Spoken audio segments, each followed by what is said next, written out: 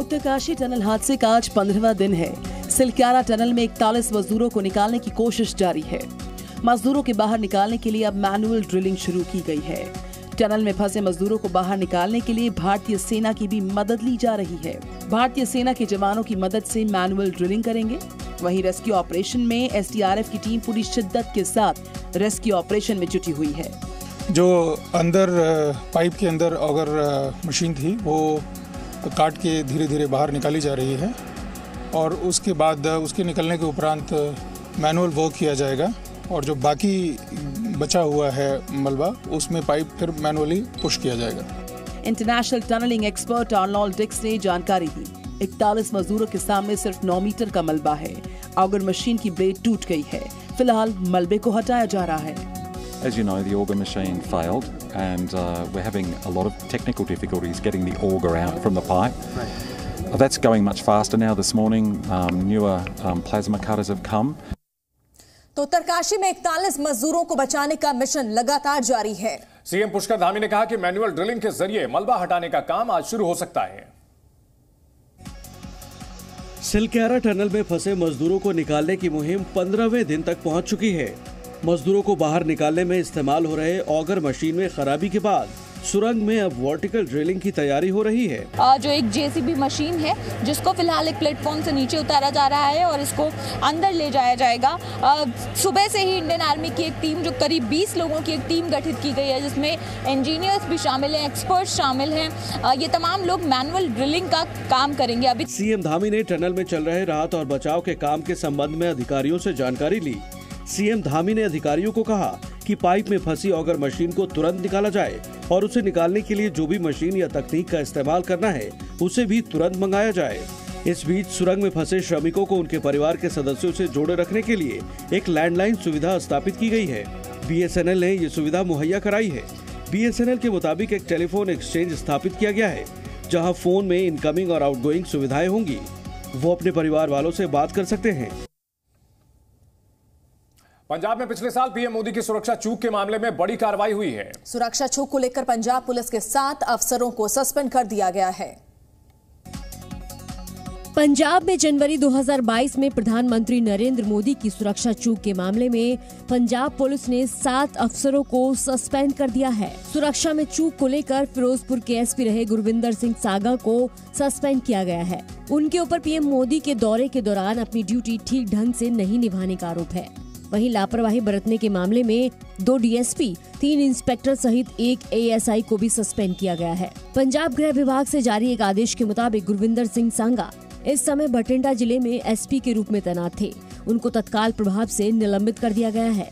5 जनवरी 2022 को प्रधानमंत्री मोदी का काफिला फिरोजपुर में प्रदर्शनकारियों की नाकेबंदी के कारण एक फ्लाईओवर पर फंस गया था, जिसके बाद वो रैली सहित किसी भी कार्यक्रम में शामिल हुए बिना पंजाब से लौट आए। सस्पेंशन पीरियड के दौरान अब एसपी गुरविंदर सिंह का मुख्य कार्यालय डीजीपी ऑफिस चंडीगढ़ रहेगा। बिना अनुमति के वो अपना मुख्यालय नहीं छोड़ सकेंगे। 26/11 आतंकी हमले की आज 15वीं बरसी है और 15 साल पहले मुंबई में जो आतंकी हमला हुआ था उसका दर्द आज भी हमारे मन में है। पूरा देश आज मुंबई में जान गंवाने वाले लोगों को श्रद्धांजलि दे रहा है। प्रधानमंत्री नरेंद्र मोदी ने मुंबई हमले में जान गंवाने वालों को श्रद्धांजलि दी। मन की बात कार्यक्रम में पीएम मोदी ने कहा, आज 26 नवंबर है। आज 26 नवंबर को हम कभी नहीं भूल सकते। आज ही के दिन देश पर सबसे जघन्य आतंकी हमला हुआ था। आतंकियों ने मुंबई को, पूरे देश को थर्राकर रख दिया था।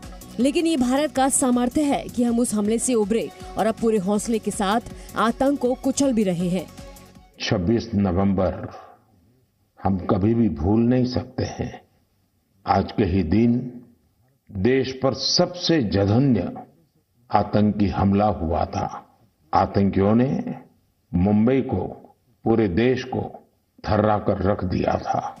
वहीं महाराष्ट्र के मुख्यमंत्री ने मुंबई में हमले में शहीद हुए पुलिसकर्मियों के परिवारों से मुलाकात की और उन्हें भरोसा दिलाया कि हम हमेशा उनके साथ हैं। सीएम शिंदे ने कहा, आतंकी हमले को आज 15 साल हो गए हैं। इस हमले से मुंबई पुलिस बल को जो नुकसान हुआ है उसकी भरपाई कभी नहीं की जा सकती। मध्य प्रदेश के शहडोल में रेत माफिया ने पटवारी की बेरहमी से हत्या कर दी। रेत माफिया की इस हिमाकत पर कांग्रेस ने प्रदेश सरकार पर हमला बोला है।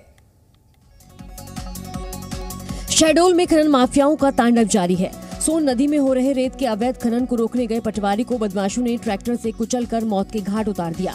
बताया जाता है कि पटवारी प्रसन्न सिंह अवैध खनन रोकने के लिए सोन नदी के घाट पर पहुंचे थे। इसी दौरान एक ट्रैक्टर को प्रसन्न सिंह ने रोक लिया। खनन माफिया के इशारे पर ड्राइवर ने अचानक पटवारी पर ट्रैक्टर चढ़ा दिया। पटवारी प्रसन्न सिंह की मौके पर ही मौत हो गई। वारदात को अंजाम देने के बाद ट्रैक्टर चालक मौके से फरार हो गया। घटना शहडोल के देवेंद्र लोंद्र के गोपालपुर सोन नदी की है। पटवारी प्रसन्न सिंह साथी पटवारियों के साथ रेत का अवैध खनन रोकने गए थे।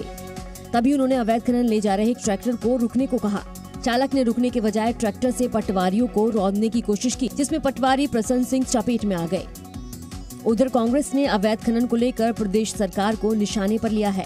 कांग्रेस ने कहा कि अगर रेत माफियाओं के खिलाफ कार्यवाही नहीं होती तो वो आंदोलन करेंगे। दिल्ली एनसीआर में प्रदूषण ने लोगों की मुश्किलें बढ़ा दी है। प्रदूषण की वजह से आज सुबह धुंध देखी गई, जिससे विजिबिलिटी कम रही। दिल्ली एनसीआर में प्रदूषण का स्तर फिर बढ़ गया है। दिल्ली के कई इलाकों में AQI आज 400 के पार पहुंच गया। प्रदूषण की वजह से सुबह सड़कों पर धुंध दिखाई दी। राजधानी दिल्ली समेत एनसीआर में लगातार प्रदूषण बेहद खराब श्रेणी में दर्ज किया जा रहा है। नवंबर में लगातार 9 दिनों तक AQI का जो स्तर है वो गंभीर श्रेणी में दर्ज किया गया था। वहीं दिल्ली की खराब हुई हवा को लेकर दिल्ली के पर्यावरण मंत्री गोपाल राय ने कहा है कि हवा में मामूली सुधार संभव है।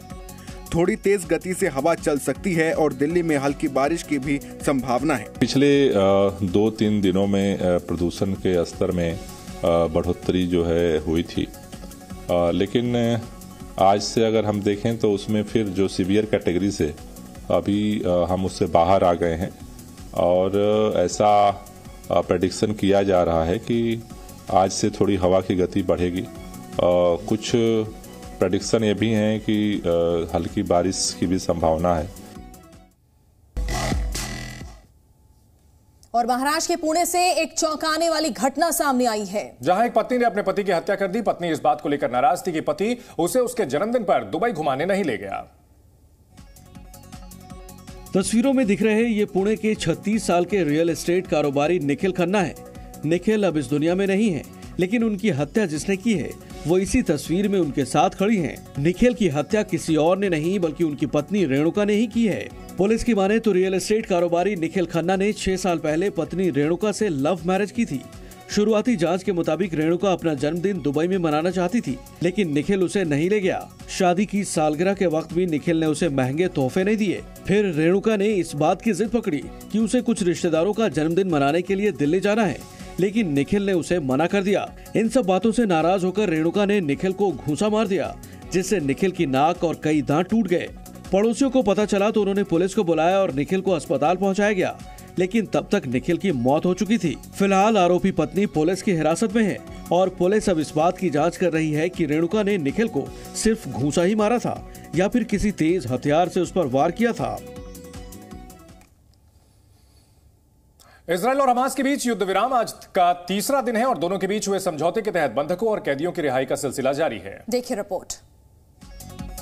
इजरायल हमास में युद्ध विराम के बीच हमास ने इजरायल के और 13 बंधकों को रिहा कर दिया है। हमास के कब्जे से इजरायली बंधकों के अलावा 4 विदेशी नागरिक भी आज रिहा हुए हैं, जिसके बाद इजरायल ने 39 फिलिस्तीनी कैदियों को भी रिहा कर दिया। बंधकों की रिहाई से पहले हमास ने इजरायल पर युद्ध विराम की शर्तों के उल्लंघन का आरोप लगाया था। हमास ने दावा किया था कि इजरायल ने उत्तरी गाजा पहुंचने वाले ट्रकों पर रोक लगा दी है, जिसकी वजह से पीड़ितों तक मदद नहीं पहुंच पा रही। हमास ने कहा था कि वो बंधकों की रिहाई के लिए तैयार है, लेकिन उससे पहले गाजा के राहत कैंपों तक दुनिया से पहुंच रही मदद की खेप पहुंचना जरूरी है, जिसके बाद राहत सामग्री लिए कई ट्रक गाजा पहुंचे। वहीं इजरायल की राजधानी तेल अवीव में बंधकों की रिहाई के लिए प्रदर्शनों का दौर तेज हो गया है। प्रदर्शनकारियों ने पैदल मार्च निकाला और इजरायल के प्रधानमंत्री नेतन्याहू के खिलाफ नारेबाजी की। और ईरान जिस तरह से हमास के साथ खड़ा है, उससे नेतन्याहू बौखलाए हुए हैं। नेतन्याहू अब ईरान से खफा है। उन्होंने कहा ईरान आतंकियों को पूरे मिडिल ईस्ट और उसके बाहर हथियार और ट्रेनिंग देता है। नेतन्याहू ने एक बार फिर से ईरान को लेकर अपने बारूदी इरादे जाहिर कर दिए हैं।